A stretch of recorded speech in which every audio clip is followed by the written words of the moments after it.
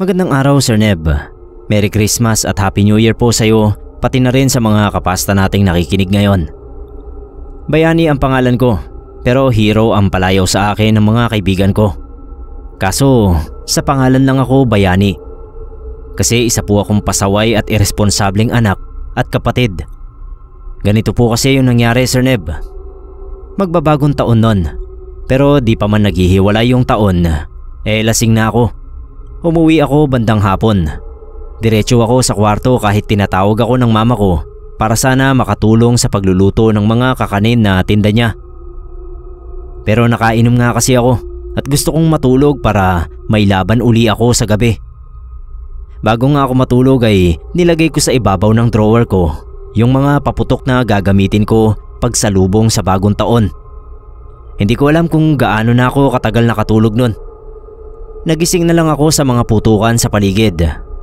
Napatayo ako ng mabilis. Madilim na pala. Paglabas ko ng kwarto ay walang tao doon. Wala si mama sa kusina. Baka nag-deliver na ako ng mga paninda niya. Wala din yung kapatid kong si Buknoy. At si papa naman ay siguradong nasa biyahe pa. Naligo na ako at baka mahuli pa sa inuman ng tropa.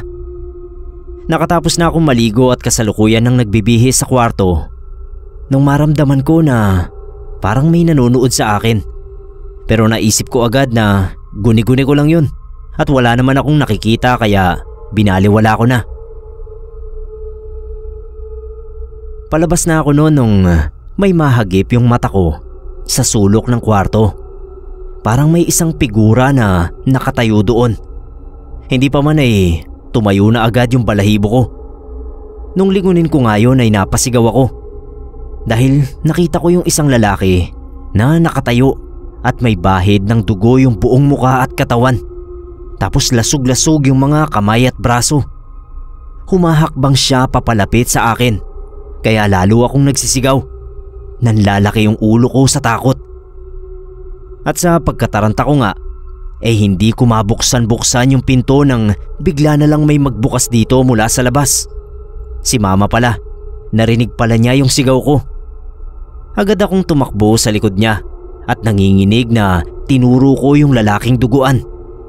Wala naman daw siyang nakita doon. Nagalit pa nga sa akin si mama. Tinanong niya kung gumagamit na rin daw ba ako ng bawal na gamot. Kaya ganun na nag-hallucinate ako. Siyempre tinanggi ko, Sir Neb, kasi hindi naman talaga totoo yun. Hanggang alak lang ako. Pero kasi totoo naman talaga yung nakita kong duguang lalaki. Sabi na lang ni mama ay yun ang mangyayari sa akin pag hindi ko tinigilan yung kakapaputok. Sige pa din ang sermon ni mama. Parang wala siyang pakialam na nanginginig pa yung kamay ko sa takot. Iniisip ko pa din kasi yung nakita ko. Hindi talaga ako makapaniwala. Habang abala si mama sa pag-aayos ng mga dala niyang panghanda para sa medyanoche, ay tumalilis na ako. Kasi baka abutan pa ako ni papa at hindi ako makaalis. May isang oras pa noon bago mag alas 12. Kabi-kabila na yung malalakas na putukan. Kaya naalala ko yung mga paputok na nilagay ko doon sa kwarto ko. Sabi ko sa mga tropa ko, hintayin nila ako at pasisikatan ko sila ng mga pasabog ko. Malapit na ako sa amin nung makita kong madaming tao na nagkukumpulan at nagkakagulo. Nung mahawi ko yung kumpol ng mga tao na yon, ay tumambad si tatay na buhat-buhat yung kapatid kong si Buknoy. Duguan siya at lasog-lasog yung kamay. Kasunod si nanay na nag-hysterical sa pag-iyak. Biglang nawala yung kalasingan ko. Natulala ako at hindi makagalaw sa kinatatayuan ko. Doon ako kinabahan ng sobra. Kasi naalala ko yung nakita kong duguan kanina. Ganoong-ganoon ang itsura. Naalala ko rin yung sinabi ni mama na ganoon ang mangyayari sa akin kapag hindi ko tinigilan ang paggamit ng paputok. Pero bakit yung kapatid kong si Buknoy ang nadisgrasya? Nung mapatapat si nanay sa akin, ay galit na hinampas niya ako sa balikat. Pinauwi niya ako at sinabihang magtutuos daw kami pag may nangyaring malala sa kapatid ko. Halos lutang pa din ako nung makapasok sa bahay at nanlumo ako nung makita kong wala na doon yung mga pinaglagyan ko ng mga paputok. kinuha nga ng kapatid ko at pinaputok. Kaya siya ang nadisgrasya. Ako dapat yon, Sir Neb. Pero sinalo niya. Kaya yung kapatid ko dapat ang may pangalang Bayani at hindi ako. Dahil ako ang iniligtas niya. Sising-sisi ako sa kapabayaan ko. Kundi siguro ako nagdala noon sa bahay ay hindi mawawala yung kapatid kong si Buknoy.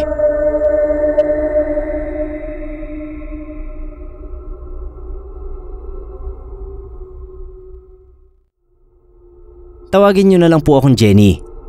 May isi-share akong kwento na matagal na rin namang nangyari sa akin. Pero paminsan-minsan ay naaalala ko pa rin. Yung mister ko ang nag-udyok sa akin na i-share itong karanasan ko sa inyong channel. Siya kasi talaga yung listener dito, Sir Neb. Sa totoo lang kasi ay matatakutin ako. Kaya hindi ako mahilig makinig o manood ng horror. Early 2000 ito nangyari. Nagtatrabaho ako noon bilang sales lady sa isang grocery. Bagong taon noon, kaya mas late kaysa sa karaniwang oras ang out namin. 10:00 ang sarado ng store, pero dahil may mga gagawin pa kami pagkatapos ng store hours, ay mag-12 na rin kami nakauwi. Sinwerte lang talaga ako noon na may masakyan pang jeep, kahit halos punuan na yung mga sasakyan. Ang hirap pa naman bumiyahe dahil ang daming nagpapaputok sa kalsada. Nakakatakot dahil may ibang siraulo na naghahagis ng paputok sa loob ng jeep. Sa kahabaan ng biyahe ay unti-unti nang nagbababaan yung mga kapwa ko pasahero hanggang sa ako na lang ang natitira. Sabi ni Manong driver sa akin ay ihahatid na niya ako sa mismong bababaan ko. Dahil mahirap nang maglakad sa kalye gayong putukan nga ng putukan. Noong una medyo nagalangan ako dahil baka may kung ano siyang balak. Pero naisip ko rin na hindi naman siguro dahil may edad na si Manong. Pumayag na rin ako dahil natatakot din naman akong maglakad. Isa pa kung may gawin man siyang masama ay madali namang tumalon ng jeep. Nakakahiya tuloy kung nalaman niya ang iniisip ko dahil talagang naihatid niya ako sa bahay namin na malapit lang din naman sa babaan. Para makabawi sa masama kong iniisip kay Manong, ay inimbitahan ko siya na bumaba muna para makisalo sa handa namin. Halatang nahihiya si Manong pero noong lumabas na yung tatay ko at sinabi ko na nagmagandang loob si Manong na ihatid ako, ay siya yung nagpilit na pababain ito para makisalo sa amin.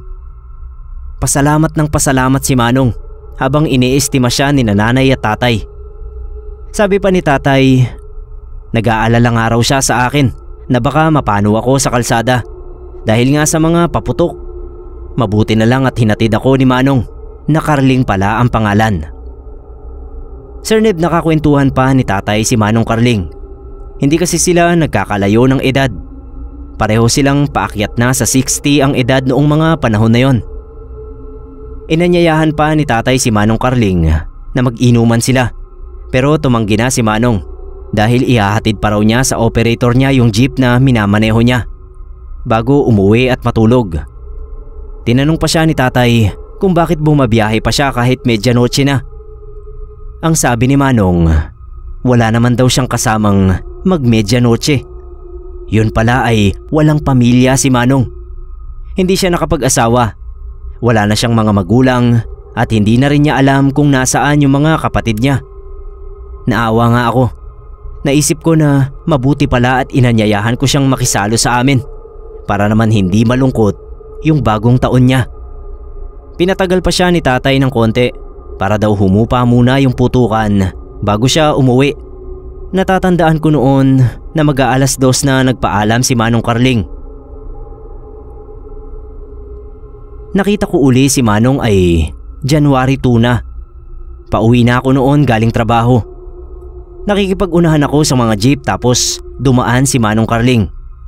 Binusinahan ako tapos napansin ko na wala siyang pasahero.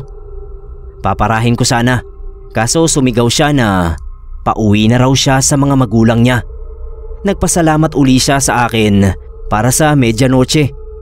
Salamat din daw sa pagtanggap sa kanya ni nanay at tatay. Napatanga lang ako noon habang nakatingin kay Manong. Pero ngiting-ngiti siya. Kaya ngumiti na rin ako at kinawayan siya. Pagka-uwi ko sa bahay ay sinalubong agad ako ni tatay. Pailing-iling siya at iniabot sa akin yung tabloid na hilig niyang basahin. Kaninang umaga pa raw niya nabasa yon at hinihintay niya talaga ako para ipakita ang nasa balita. Sir Neb, nasa isang maliit na balita si Manong Carling. January 1 pala ay naaksidente siya. Yun siguro yung papunta siya sa operator niya para ibalik yung jeep. Habang nagmamaneho raw ay may lumipad na kwitis na imbis pa itaas ay patagilid. Pumasok yon sa pwesto ni Manong sa jeep. Nataranta si Manong at bumangga sa pader yung jeep niya. Sabi pa sa balita, inatake sa puso si Manong habang sinusubukan siyang ilabas sa jeep. Dead on arrival siya sa ospital. Iyak ako ng iyak noon, Sir Neb. Si tatay naman ay nalungkot din. Sana raw pala ay pinauwi niya ng maaga si Manong para hindi inabutan ng kwitis na yon. At nangilabot na lang ako nung maalala kong nakita ko nga pala si Manong Carling nung gabing yun. Sinabi ko yon kay tatay at kahit siya ay nangilabot. Ngiting-ngiti kasi si Manong habang nagpapasalamat at sinasabing uuwi na siya sa mga magulang niya. Lalo lang nagtayuan yung mga balahibo ko nung ma-realize kong wala na nga palang mga magulang si Manong. Technically ay sinabi na niya sa akin na pumanaw na siya. 2 dekada na rin ang nakakaraan nang mangyari ang karanasan kong yon. Kapag nakukwento ko yan sa ibang kakilala ay sinasabi nila na masaya na si Manong Carling kung saan man siya naroroon.